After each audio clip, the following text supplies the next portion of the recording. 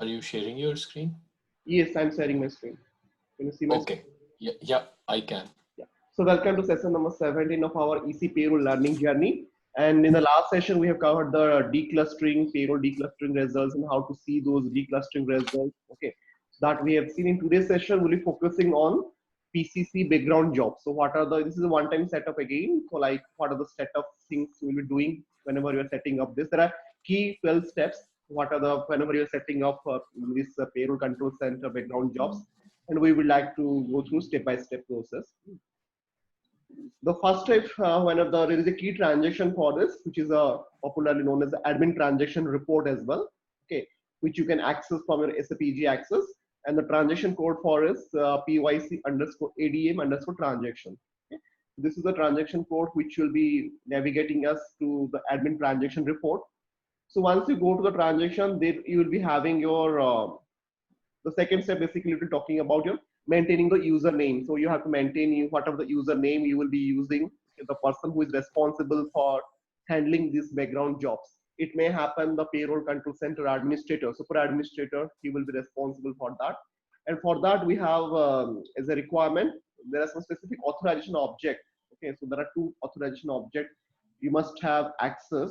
That is your, as you have seen in this, P underscore PYD AAUT, which is basically for person who can use this report. Okay.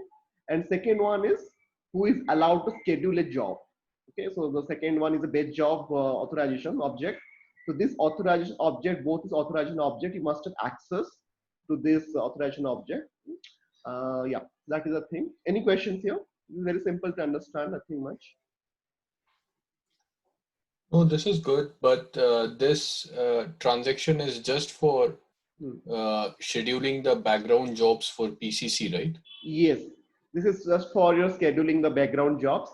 And once it is setup is done, generally we do not change much anything. Okay, so you'll be seeing How the is this different from SM36? SM36 background jobs. Actually, that is for generic one. Like for PCC specific, I don't see there is any, because there are certain things settings are here which you will not be finding in SM36. Okay, this transaction is dedicated for your PCC background job only. Okay, but SM Okay, no, yeah, that is for generic ABAP jobs or any module specific. It is not only for say, SAP HR or payroll control center, any specific, any kind of background job you can execute using SM36. That is very generic, but this is a very specific transaction which we use for setting up the background job, especially for your payroll control center. Okay, so that is the difference. Okay. And you will be seeing a lot of settings are here, like a daemon job, wrap up jobs, or event handler. Those things settings will not be finding in SM36 in a very detailed way. Okay, so that is the key difference. Okay, we do not use SM36 for this purpose. This is a dedicated transaction which you use for your payroll control center background job execution. Okay, okay, hope that is clear. yeah, Okay, so this is the batch user you can set up. Once your batch user has been set up, okay, so the next step is basically which the third step, you have to maintain your recurrence of your daemon job. Okay, so here, as for the best practice, it's a we set up it is a 1 minute.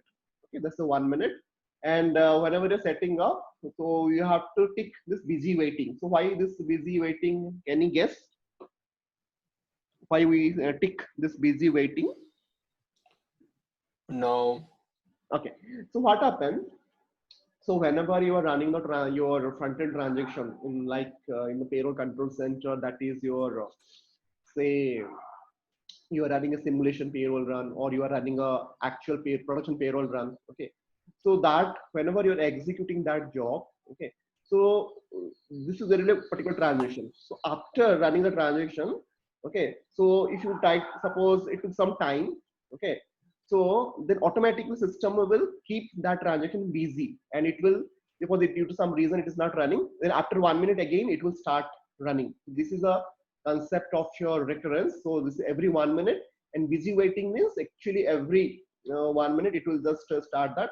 And the timeout, there is also there is a setting called timeout for recheck. So every 30 seconds, even if it is the 1 minute you have set up that recurrence, every 30 seconds it will check that whether it is running properly or not. Okay, so that is the purpose of this transaction, this daemon job setting. And whenever you are doing this for the first time, simply you have to click the start button here. Okay, then automatically the backend, this is the job, the main job, the name of the daemon job is actually PYD underscore DAE underscore process. This is your background, your daemon job's name. Okay, so automatically it will run and it will optimize your entire process. Okay, so that is the purpose of this recurrence of this particular daemon job. Hope I think it is clear. Any question here? Okay. No, this is fine. Yeah. So this was your third step. After doing this, so this one you must be aware of. This what is the concept of an event handler job, because I heard you talked about it a lot of times. So what is your understanding, Lokesh, so that I can add on points if anything? What is the concept of event handler jobs? Because I have heard it you saying many times. Yeah, yeah. This was introduced after I mean 2017, I guess. Event handler. I think in this, what happens conceptually? Let's say there is a change made in EC, which could be any change, compensation info, any portlet specific change. It would trigger the appropriate, I mean, if I'm putting it correctly, appropriate jobs or policies in PCC. Or let's say if there were any errors in PCC, which requires which have come up in those policies or error validations. As soon as those errors are fixed, with the help of this event handler, as soon as that master data is fixed, either in EC or in payroll, as soon as that data is fixed, that event handler will re-trigger that policy or that validation, and it will remove that error basically. Exactly. So this is the answer which I was looking for. Event handler will be re-trigger that thing. Okay. So this is why I was waiting for this keyword. Okay. So that is the main purpose of this event handler. But exactly date I can't remember when exactly it was introduced. Okay. But this is the main purpose of your event handler job. And you can see in the downside also of this section, there is a section called event handler enabled processes. Okay. So we have one-click monitoring. You have your test run payroll or your production payroll run. So all these things will be once it is activated. So here also, as for the SAP best practices, I have mentioned the recurrence is 1 minute here also. Okay. So every 1 minute it will check, and it will, whenever you're running. Okay. So this will check those specific event handler. It will just then, if anything, as you have mentioned, if any issue is happening and any kind of transaction. Is 1 minute not too long?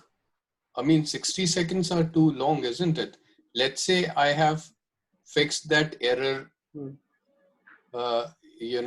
if I fix that error quickly, I can run that transaction within 1 minute.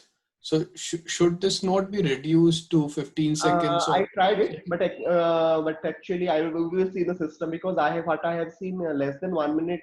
Actually, it is not allowing me. So let me check it again. Okay, but I will show you once I go to the system, and we will check this one. Okay, whatever the configuration you are listening, actually this is all followed from SAP best practices document, that HRH 65. So there is a document for that.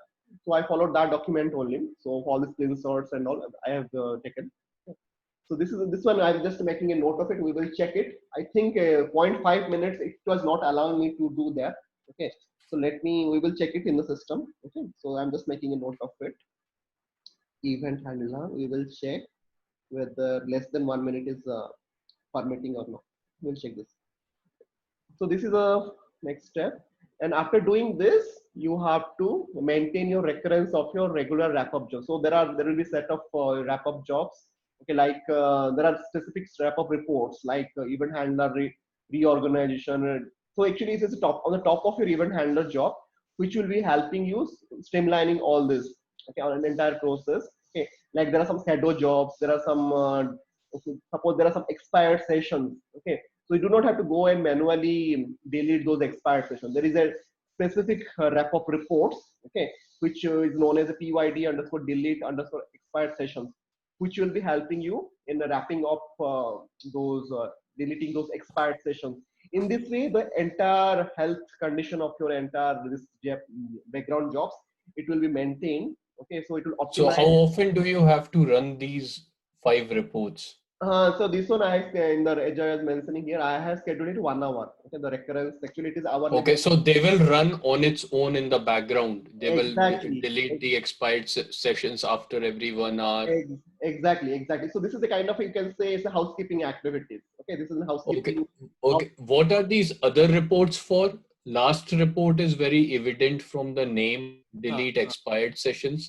What uh, about, okay, so you have it. I have it in upcoming things. So I have just taken all this from SAP side only. Like there is something called PYC event handler reorg. Okay, so you will be handling using for all kind of log. Okay, so whatever the logs will be generated, okay, in specific to your master data chains or any kind of log table. Okay, so for this it will take care of those logs and all. Hmm. Each and every job has a specific purpose. Okay, so I have just mentioned in this presentation like what are those specific. It will be deleting the event handler data, suppose anything is not required and all, so it will be just deleting those data. So each and every job has its own purpose. Okay, so you accordingly it will work. Okay, similarly the diamond jobs, so diamond regs underscore reorg, this will be actually reorganizing all the whatever the payroll data source framework. Okay, so there is a, we have seen that payroll data source framework, right? So accordingly, it will check whatever those registrations or any kind of something is not required. Okay, so it will automatically check all those jobs and all, and it will schedule as for your regular wrap up jobs. Okay, this is the main, this key difference. All of this you can explore more. Okay, but actually you have to set up. Okay, whenever you are setting up this wrap up jobs, you have to ensure these 5 or 6 whatever those jobs are actually it's a part of your this regular wrap up jobs. Okay. So these are the thing. Also you can set up like how many days before, okay, delete older than x days, suppose 5 days 6 days, and also that you can also set up those things. Okay, similarly we do have if you like to reorganize your finished shadow job. Okay, so this is again as I was mentioning, in just all of these things mostly aligned towards your housekeeping activities of your payroll control center. So this you can say the housekeeping department of your payroll control center. Okay, so they will be taking care once you set up this activities. So they will be deleting your expired session. They will be deleting your whatever, rechecking or reorganizing your event handler shadows and all. Okay, so these are the detailed things which you can go through. Yeah, so that is the thing. Any question here? Because this is just very straightforward. Just we have to understand what is each and every purpose of each and every report. Nothing much. Any questions, Lokesh, before I I go ahead? mean, I understood at broader level that Hmm. this transaction Hmm. will help you create Hmm. some background jobs. Hmm. It will help you delete some expired sessions. Hmm. I understood at a broader level. Hmm. Anything specific you want to highlight?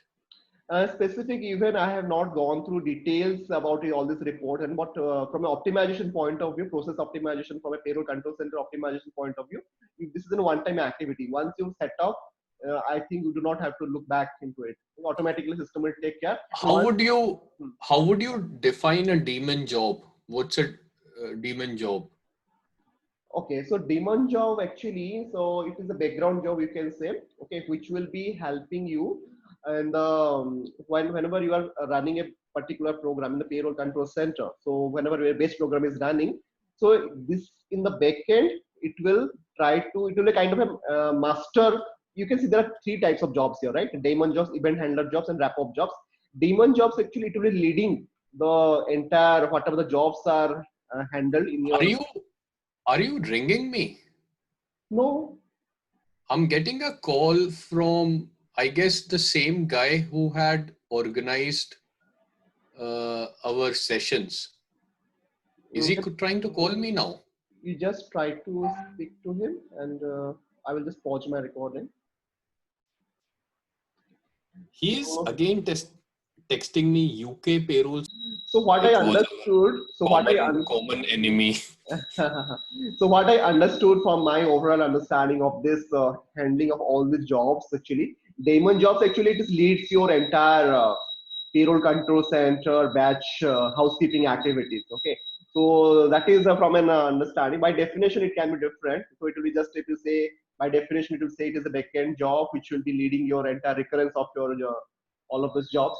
But by understanding, the layman understanding, whatever the job you are handling from a payroll control center, payroll office optimization point of view, okay, Daemon jobs actually leads the entire activity. Okay, so without, suppose if you are not activating Daemon jobs, nothing will work.